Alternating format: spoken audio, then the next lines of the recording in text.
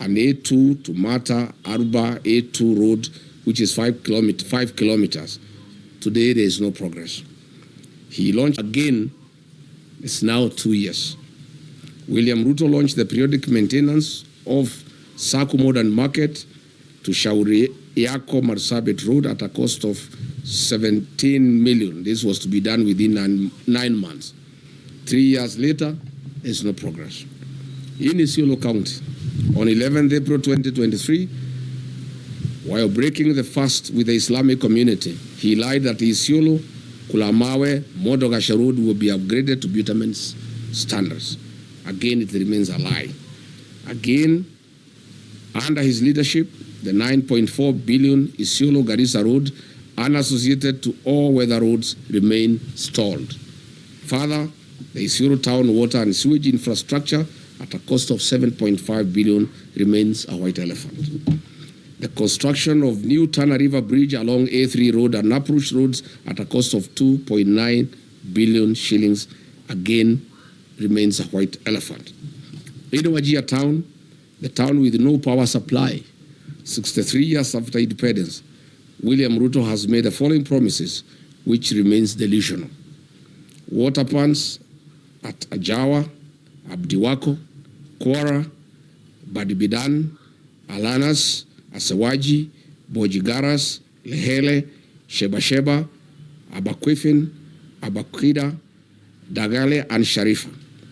Water projects in Habasweni, Buna, Wajia Ball, water piping and supply, Elnuna, Tulatula, rehabilitation of Banish water projects, Tabaj water supply, Kulsini water supply, Dentelai water project, Elders and Ole water supply. These remain lies to the people of Wajir. In terms of irrigation projects, he has promised Wajir South Cluster, Mansa, among others. Note that the above water projects are worth billions of shillings, and Mr. Ruto, get these projects moving. As you go to Wajir, tell the people of Wajir why you lied to them and why you have come back when you have not implemented what you promised them. As we speak today, Wajir Level 5 Hospital and Grifitu Level 4 hospitals have no sterilization and surgical sets, leave alone having reliable power supply. William Ruto, with the governor of Wajir, you may need to explain this to the people of Wajir. The construction and upgrading of bitumen standards on the following roads in Wajir County remain a campaign lie and tool for William Ruto. Habaswen Township, Elders Township roads, Bute Town roads, construction of Wajir bypass, drift on Lokole Elders Road, and the Habasweni Mosque Water Point Road. Your poetic road of Ramu, Gari, Elwak, Kobo, Kotulo, Tarbaj, Wajir, Samatar, Modogashe, Isiolo, tell us why majority of the sections are stored for the last 3 months and workers have never been paid their money to be able to continue with the construction. Tell the people of Mandera why power is being supplied once in every 24 hours. You must say what is happening at the Mandera Kenya Power Station. Finally, William Ruto, on 4th November 2023, in Lamu County, Kizingitini, Pate Island, you lied that Kenya shilling 700 million was available for construction of Mutagawada Sea Road. People are still waiting. Where is the 1 billion shillings for the development and equipping of 9 fishing lad sites for Mukowe in Lamu, a lie you told on 27th August 2023? Good people, that's where we are. We wanted to tell William Ruto as he goes to the north. The problem of northern Kenya is a problem of accountability. Theft of public resources by leaders that he wines and dines with. He is going to be with those leaders in military choppers, blowing dust and wind to hungry population with no water and food. I would like to ask him to carry food and water for the people of northern Kenya. All the maize and all the beans and rice, blankets, food and non-food items being used in central Kenya, in Nyandarua, in Kiambu, in Murang'a, Kirinyaga, Nyeri, to campaign he should take those foods and non-food items. I found yesterday in Nyandarua trucks of blankets, trucks of rice and beans being taken to people who have food, who have potatoes, who have carrots. This food is required in northern Kenya. So that is why I called this press conference to ask President William Ruto before he goes to the north to prepare these answers for the people of northern Kenya, because it is immoral to cheat populations. These people are dying, they are hungry, they have no water, they have no food, they have no medicine, their animals are dying. And then you go to dance with them and lie to them more. Asanteni sana. Any question? Yes, citizen. My name is Imeenda from Citizen TV. Just a few questions. Number one, the region has always complained that they've been left behind due to historical issues. What do you say about that? Because they have been marginalized, according to them. Number two, this is the first time that you're having a presser after the changes at IBC. Are you okay with the person who is acting now? And lastly, there have been some concerns from Senate that there's some corruption. Governors yesterday said that the senators, some of the committee members, CPAC, are extorting them. Would you like to comment about that as well? Thank you. What was the first question? The first question is about the historical... Yes. It is true that northern Kenya suffered marginalization historically, but lucky for them, the 2010 Constitution was very kind to the people of northern Kenya. The 2010 Constitution ushered in devaluation. It brought the equalization fund. And since then, the people of northern Kenya have received billions of Kenya shillings from 2013. Again, the CDF has been a very fair program for the people of northern Kenya. Unfortunately, the marginalization that has been perpetuated by the leaders from the region. I have put them to task to explain to the people of northern Kenya where is 1 trillion shillings that has come to northern Kenya from shareable revenue through devolution, money for CDF, money for the equalization fund. When you go to Wajir, to Mandera, to Garissa, to Isiolo, to Marsabit, there's nothing on the ground. If you come here to the mountain region, you will see money meant for CDF. There are all manner of schools. All schools have tiles. Schools have cabro. They have modern buildings. If you go here to Kajiado North, the money for CDF is visible in the rest of the country. But there's nothing in northern Kenya. Zero. All these leaders are just here in Nairobi. But there's no accountability because they don't even allow audit to take place. They feign insecurity so that audit has to go into northern Kenya. If you look at the money that has been given to the governor since 2013, there are no hospitals, there are no dispensaries, there are no health centers, there are no ECDs, there are no roads, there is no water, there is nothing. Northern Kenya requires a special audit of all the funds that have been disbursed to those areas since that time. Number two, you have asked about IBC. We went to IBC and raised various issues. Of course, we did demand the removal of the CEO, and we are grateful that he has been removed. We call for a transparent and open recruitment of a CEO with no interference from the state. Further, we call upon the IBC to terminate the contracts for the mathematics system of conducting elections, the Venezuelan technology that was illegally extended by the outgoing CEO, Juan Marjan. He did it when there was no commission. It's an illegality, and that contract is illegal. And that contract should be terminated, and IBC should advertise and acquire modern and credible system for conducting our elections. Thank you. On? Yes. Most of these governors cannot complain of extortion.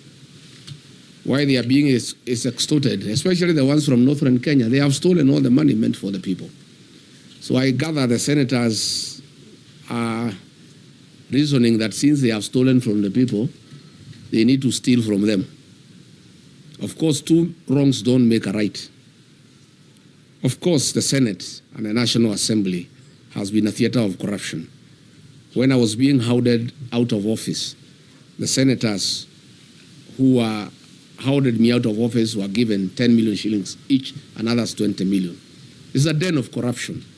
And so is the National Assembly. And by extension, all public institutions. So this is something that we intend to correct when we form government. The United Opposition intends to deal with corruption head-on because it's the greatest challenge that we have as a country. We have a very, very serious challenge where we even have budgeted corruption and where corruption has been institutionalized and people don't find it anything wrong. Again, William Ruto has really encouraged people to practice corruption. He is bribing people in the loans of State House openly when everybody can see. He calls people and gives them bribes. So once the president has shown that bribery is a way of life, the senators have learned from him because he also started by bribing them. So when he is not available to bribe them, they have to be bribed by somebody else. And so bribery has become a normal way of life in this country, and it has been perfected by William Ruto.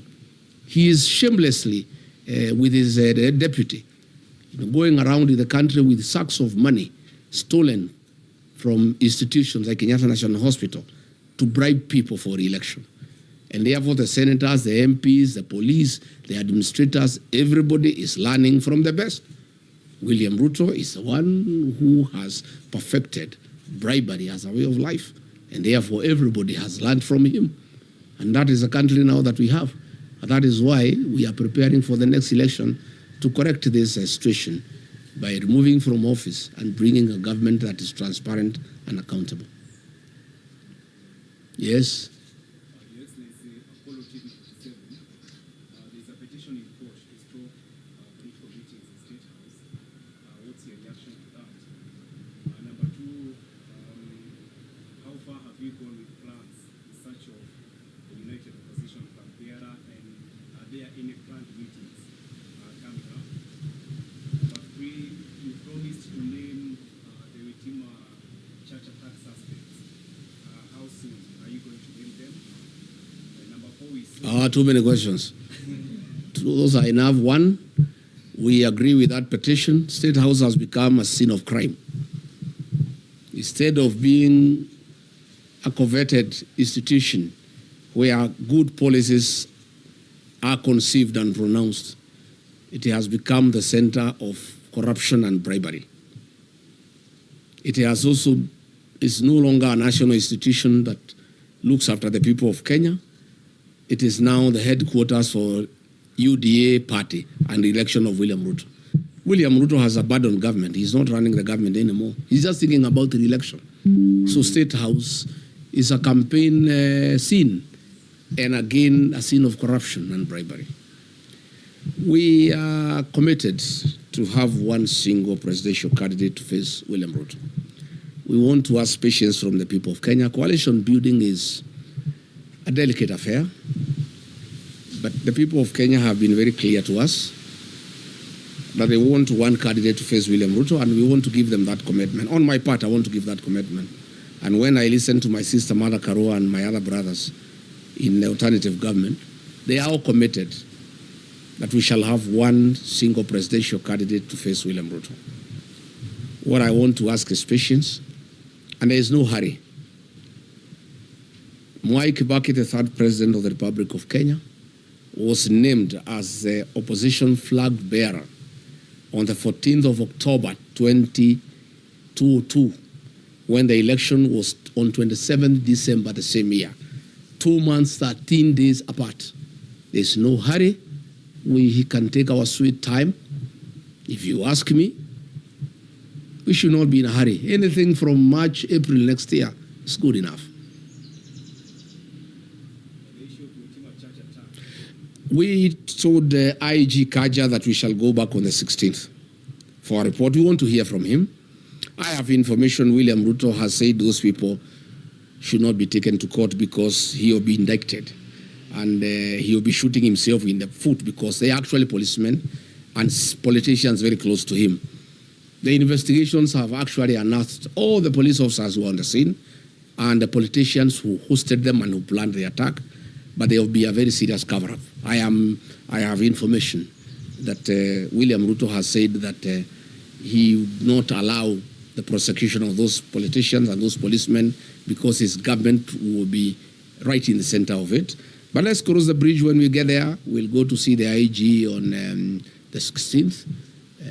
He promised us that he'll give us a progress report. And we told him we want arrest and prosecution by then. But let's cross the bridge when we get there. Last one. Yes?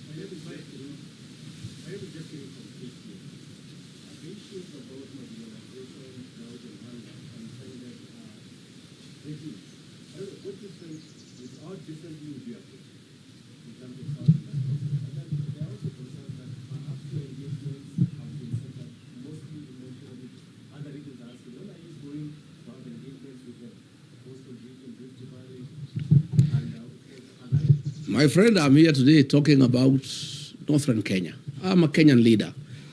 William Ruto has unsuccessfully tried to say I'm tribal because I come from the mountain and I spend a lot of time there because it's home. Even you people, when you go to work, in the evening you go back home because that's home. I'm a Kenyan leader and I'll be talking about Kenya. I'm today talking about northern Kenya. Later tonight, I have radio stations from the MYKE community discussing issues in Narok, in Kajiado, and in Samburu. I want to say the 2010 Constitution dealt in a very big way with the issue of marginalization. My administration will work on accountability to make sure that funds, public funds, appropriated by the National Assembly and given to the counties and given to the MPs through the Constitutional Development Fund, those funds are spent prudently for the purposes for which they were appropriated. I don't think we have really a big problem about lack of funds. It's the issue of accountability, and more so the North. The people of northern Kenya have borne the brunt of lack of accountability. And they have been taken for granted for too long. And that's why they're happy with me. And I can tell you, President William Ruto has the MPs and the governors in northern Kenya and the senators. I have the people. The people are with me because I'm talking their language. And I've become a very serious defender of the people of northern Kenya. And I want to give them a solemn promise and undertaking that in the next 1.5 years, I'll be their spokesman. I'll bring out all the issues that bedevil their region. I'll call out their leaders until they get justice. And after I'm elected president, I'll sort them out. I'll carry out a special audit on funds allocated to those regions from 2013 to date. And those who have misappropriated those funds will be held accountable. And they must pay the price for stealing public funds. Yes? What do you want to say about the drought situation in the Kenya region now that you are against the food supply system being used by politicians? The drought situation in Mount Kenya region is very minimal. There are very few areas that receive relief food in the central Kenya region, where I worked for many years as a district officer. I know the Mount Kenya region like the back of my hand. We have some little challenge in Tharaka, some little challenge in Bere, some little challenge in Katuanyaga, in Thika, some little challenge in Kakuzi, in Maragua, some little challenge in Karai, in Kikuyu, some little challenge in Deya, in Limuru, some little challenge in Kieni in Nyeri. That's it. And a little challenge in some parts of Ndarawa in Nyandarua. We have no business sending food to Kinangop. It's a basket of this country to give food to the people of Kenya. You have no business sending food to Kirinyaga. You have no business sending food to Madeira. You have no business sending food to Tigoni. You have no business sending food to Gatundu. Those are people who have food. That food should be taken to Wajir, to Garissa, to Marsabit, to Turkana. That is where the food is needed. And if it was to be taken to the people of Mount Kenya region, it should be taken to those who are starving, not as bribes for votes. That is where we have a problem. And probably now that you have talked about that, let me also say, I have seen leaders from Western Kenya, the governor, the deputy governor, I have seen Aden Duale and others. They have been sent by William Ruto to abuse President Uhuru Kenyatta and trying to intimidate him and trying to sell him fear that he should not have a political mind, he should not interact with other leaders in Kenya, and he shouldn't have a political choice. And if he does so, they will take away his retirement benefits and his allowances. Let me tell those leaders sent by William Ruto. One, they have no moral authority to address President Uhuru Kenyatta. President Uhuru Kenyatta is a retired president of the Republic of Kenya, a statesman, a very serious nationalist, a Kenya who served this country with dedication and who deserves respect. Number two, I don't think President Uhuru Kenyatta can give up his constitutional obligations because of allowances. President Uhuru Kenyatta is not a poor man. He's a Kenyan who has worked hard. He's a Kenyan who has money and resources. And I don't think the President Uhuru Kenyatta can be told to shut up so that he gets allowances or he doesn't get. In any case, even if they carry out the threat and hold his allowances, there's no problem. Once we take over office, we shall give President Kenyatta his dues. And I know why they have a problem with the President Uhuru Kenyatta.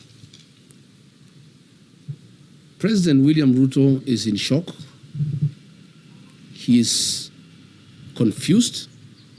He has panicked. The one-term thing is real because he became president courtesy of the votes from the Mount Kenya region. The Mount Kenya region, those who voted for him, those who voted for Raila are all against him. He had hoped he could persuade President Uhuru Kenyatta to assist him to divide the mountain. Even when he went to cry to him in Ichaweri, he was there on a mission to see how he can get President Uhuru Kenyatta to see whether in one way or another he could cause some confusion and the mountain is divided so that the mountain vote does not go to somebody else in one basket. President Uhuru Kenyatta cannot allow President William Ruto to divide the mountain. President Kenyatta and I and other leaders, Martha Karua, Justin Muturi, Mithika Linturi, will do whatever it takes to make sure the mountain is united because that vote is very important to this country and it is a vote that will help the rest of Kenyans get rid of William Ruto. So I want to ask William Ruto to stop sending junior leaders to abuse President Uhuru Kenyatta. President Uhuru Kenyatta left you a great country. When he left office, the health system was working. In 3 years, you have destroyed the health system. When President Uhuru Kenyatta left office, the university, the Higher Education Loans Board was working. 3 years down the line, you have destroyed it. When President Uhuru Kenyatta left office, there was capitation for primary schools and secondary schools. 3 years down the line, children are at home. Stop blaming President Uhuru Kenyatta for your political problems and challenges. You destabilize your own government. You lie to the people of Kenya. You have made corruption a way of life. You have made bribery the epitome of State House. The challenges that you have as a president are of your own making. And stop blaming President Uhuru Kenyatta. Stop sending leaders to abuse President Uhuru Kenyatta. And I want to challenge William Ruto, if he is a man enough to abuse President Kenyatta himself. Stop sending some leaders to abuse President Kenyatta on your behalf. Do it yourself if you are man enough. Abuse him. And let me say, I will not allow President Uhuru Kenyatta to be intimidated. I have a responsibility as a leader from the region to defend our son, our kinsman. President Uhuru Kenyatta must be allowed to retire in dignity. He must be allowed to enjoy his constitutional freedom to do whatever he wants. If he wants to work with us, why not? If he wants to work with Gachagua'S to unite the mountain, to unite Kenya, why not? And I want to tell William Ruto, I heard him saying that SYMO cannot be anything without ODM. He is lost. The ODM of Raila Odinga is not the ODM of today. What William Ruto is holding is a shell of ODM, the fake one, of Junet Mohammed, Gladys Wanga, and Oburu Odinga. The ODMB, the one with the people, is gone and is in one term. The people of Ukambani are gone, they are in one term. The people of Kisii are gone, they are in one term. The mountain is gone, is in one term. And by the way, there is no UDA without the mountain. It's a shell. So let him not, and he should know, SYMO only lost because the mountain did not go to SYMO in total. As we talk, the mountain, SYMO, United Opposition, ODMB, all of us are in one term. We'll get 70+1 and we'll make him one-term president. So let him stop sending people to abuse President Uhuru Kenyatta. Let him not demean SYMO. Let him deal with his own challenges that are self-inflicted. He mismanaged politics. He mismanaged the country. He made corruption a way of life. He made lies as his trademark. And Kenyans are fed up because they can see through him. And therefore, he should sort out his own problems, and he should not send people to blame President Uhuru Kenyatta for his woes. And I want to say to the people of Kenya that I will take time. Anytime Uhuru Kenyatta is attacked, I must defend him as our retired president, as my brother, as my kinsman. And I have a responsibility to do so. And that I'll be able to do from time to time. Thank you very much, Asanteni sana. Mungu abariki. I think we have said enough, Asanteni.